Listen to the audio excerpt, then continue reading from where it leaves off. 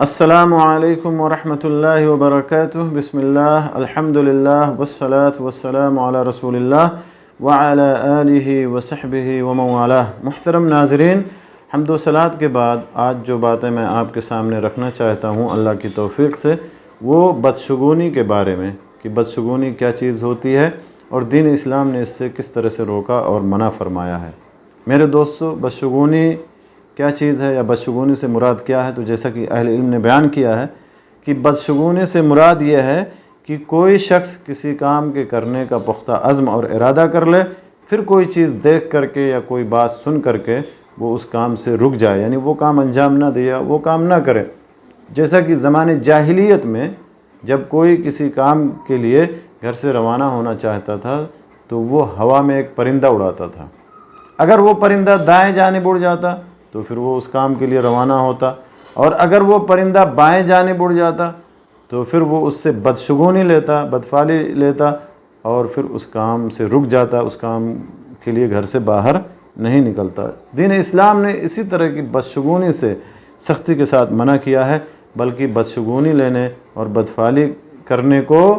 شرک قرار دیا ہے، کیونکہ جو شخص اس طرح سے بدشگونی کرتا ہے گویا کہ وہ اللہ تبارک و تعالیٰ پر مکمل اعتماد نہیں کرتا، مکمل توکل اللہ اور مکمل بھروسہ اللہ پہ نہیں کرتا، بلکہ وہ اس چیز پر بھروسہ اور توکل کرنے لگتا ہے کہ جس کی کوئی حیثیت نہیں ہوتی، جس کی کوئی بنیاد نہیں ہوتی۔ اسی لیے اللہ کے نبی صلی اللہ علیہ وسلم نے بدشگونی لینے کو شرک قرار دیا، فرمایا الطیرۃ شرک، بدشگونی لینا شرک ہے، اور سختی کے ساتھ آپ صلی اللہ علیہ وسلم نے بدشگونی لینے سے منع فرمایا کہ بدشگونی لینا درست نہیں ہے۔ لا عدوى ولا طیرہ ولا ہام ولا سفر ولا طیرہ کا معنی یہی ہے کہ بدشگونی لینا درست نہیں ہے۔ اور اسی طرح سے آپ صلی اللہ علیہ وسلم نے یہ بھی فرمایا، جیسا کہ عبداللہ ابن عمر رضی اللہ تعالیٰ عنہ کی حدیث میں ہے کہ من ردته الطیرہ عن حاجته فقد اشرک، کہ جس شخص کو بدشگونی اس کے کسی کام سے روک دے تو یقیناً اس نے شرک کیا۔ اسی طرح سے آپ صلی اللہ علیہ وسلم نے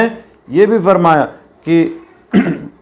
لیس منا من تطیر او تطیر له او تکہن او تکہن له او سحر او سحر له،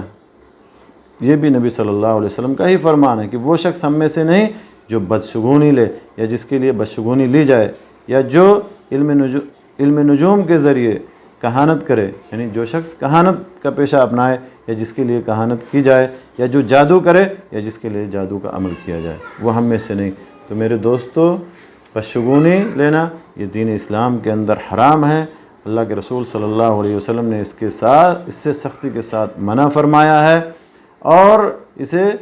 بدعقیدگی قرار دیا ہے، اسے باطل عقیدہ قرار دیا ہے، جاہلیت کے امور میں سے اس کو قرار دیا ہے۔ جیسا کہ اللہ کے رسول صلی اللہ علیہ وسلم نے فرمایا کہ اربع فی امتی من امر الجاہلیہ لا یترکونہن، کہ 4 جاہلیت کے کاموں میں سے 4 کام میری امت میں ایسے ہوں گے جنہیں وہ چھوڑنے پر تیار نہیں ہوں گے۔ سب سے پہلا کام الفخر فی الاحساب، حسب نسب کی بنیاد پہ فخر کرنا۔ دوسرا کام الطعن فی الانساب، کسی کے نسب میں طعنہ زنی کرنا۔ اور تیسرا کام والاستسقاء بالنجوم، ستاروں کے ذریعے قسمت کے احوال معلوم کرنا یا پھر ستاروں کے ذریعے سے بارش طلب کرنا۔ اور چوتھا کام النیاحہ، اور نوحہ کرنا۔ تو آپ نے دیکھا ہوگا کہ آج کل بھی مسلمانوں میں کچھ ایسے لوگ موجود ہیں جو بدشگونی لیتے ہیں۔ کچھ لوگ جو ہے اوقات سے، مہینوں سے، ٹائم سے، ایام اور دن سے بدشگونی لیتے ہیں، اور کچھ مہینوں کو، کچھ ایام کو، کچھ اوقات کو منحوس سمجھتے ہیں۔ اور کچھ لوگ اشخاص یعنی لوگوں کے ذریعے سے بدشگونی لیتے ہیں۔ جیسے کہ آپ نے دیکھا ہوگا کچھ لوگ جب صبح سویرے نکلتے ہیں اور راستے میں اگر انہیں کوئی فقیر مل جائے یا مانگنے والا مل جائے تو پھر یہ کہتے ہیں کہ آج کا دن تو خراب ہو گیا، آج خیر نہیں۔ اسی طرح سے کوئی نقصان گھر میں ہو جائے تو کہتے ہیں کہ منحوس عورت کی وجہ سے ہے، یا فلاں اولاد میں سے فلاں کی وجہ سے یہ ہے۔ تو میرے دوستو، یہ سب بدعقیدگی ہے، یہ سب ایمان کی کمزوری ہے۔ اسی طرح سے آپ نے دیکھا ہوگا کچھ لوگ جب سفر کر رہے ہوتے ہیں اور ان کے سامنے سے اگر کوئی جانور گزر جائے، بلی گزر جائے، کتا گزر جائے تو اس سے بدشگونی لیتے ہیں، اور وہ اس کام سے رک جاتے ہیں اور کہتے ہیں کہ اب آگے سفر کریں گے یا کام کے لیے آگے بڑھیں گے تو خیر نہیں، اس میں نقصان ہوگا۔ تو اس طرح کی جو ہے بدشگونی لوگوں کے اندر پائی جاتی ہے، جو سراسر باطل ہے، جو سراسر فاسد ہے۔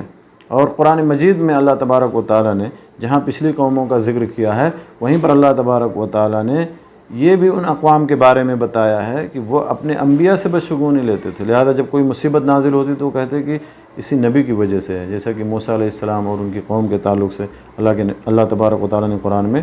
ذکر کیا۔ لہذا کسی بھی مسلمان کے لیے، کسی بھی مومن کے لیے یہ میرے دوستو درست نہیں ہے، یہ جائز نہیں ہے کہ وہ نقصان ہونے کی صورت میں بدشگونی لے یا کسی کو منحوس تصور کرے، بلکہ اس کا عقیدہ یہ ہونا چاہیے کہ نقصان سے پہلے بھی اللہ تبارک و تعالیٰ پر یقین ہو کہ اللہ کے حکم کے بغیر کوئی نقصان نہیں ہوگا، اور نقصان ہونے کے بعد بھی اللہ تبارک و تعالیٰ پر ہی ایمان اور بھروسہ رکھے کہ اللہ ہی کی طرف سے ہوا ہے یا اللہ نے لکھا ہوا تھا تو ایسا ہوا، اس کو کوئی ٹال نہیں سکتا، کیونکہ نفع اور نقصان کا مالک اللہ سبحانہ و تعالیٰ۔ تو بدشگونی اور بدشگونی کے جتنے مظاہر ہیں، جتنی شکلیں ہیں، جتنی صورتیں ہیں جو ہمارے درمیان آج کل پائی جاتی ہیں، میرے دوستو یہ سراسر دین اسلام کی روح کے، شریعت اسلامیہ کی روح کے، عقیدہ توحید کی روح کے مخالف ہے، لہذا ہمیں اس سے بچنا ہے اور دوسروں کو بھی بچانا ہے۔ اللہ تعالیٰ سے دعا ہے کہ اللہ تعالیٰ ہمیں ان باتوں کو جاننے، سننے اور سمجھنے کے بعد اللہ ہمیں ان پر عمل کرنے کی توفیق عطا فرمائے۔ اللہ تعالیٰ ہمیں ہر قسم کی بدشگونی، بدعقیدگی سے محفوظ رکھے، آمین۔ وآخر دعوانا الحمدللہ رب العالمین، وصلی اللہ علی نبینا محمد وعلی آلہ وصحبہ اجمعین۔